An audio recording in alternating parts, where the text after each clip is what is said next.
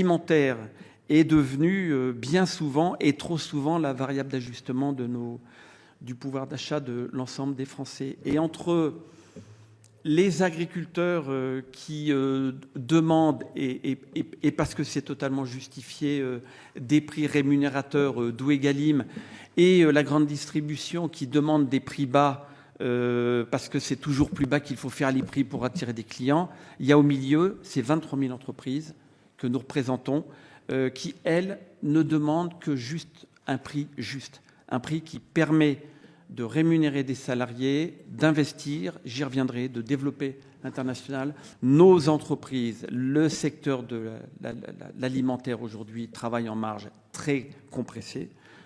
Il y a beaucoup de défaillances d'entreprises alimentaires. Nous avons des marges qui sont de moitié je dirais, de ce qui se fait dans l'ensemble de l'industrie manufacturière. Il ne faut pas s'étonner derrière qu'il y ait un peu cette hécatombe d'entreprises défaillantes. Ce que nous remarquons, et cela concerne de plus en plus les grandes entreprises, mais aussi par voie de ricochet, je dirais les entreprises un peu de taille intermédiaire, c'est que beaucoup de négociations se font maintenant en dehors de la France.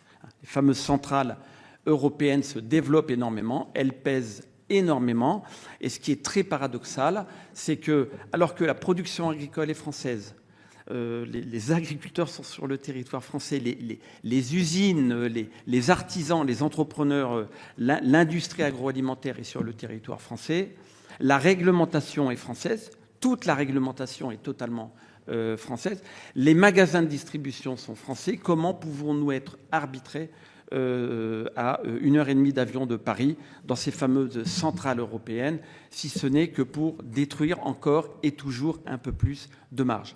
Et sans cette marge suffisamment nécessaire, non pas pour faire des super profits, je les ai évoqués tout à l'heure, nous aurons et nous avons du mal, même si c'est fait un petit peu à travailler ces sujets autour de la décarbonation, de la durabilité. Et un dernier point quand même que je voudrais souligner, c'est la faiblesse depuis ces 15 dernières années de l'industrie agroalimentaire, notamment à l'international.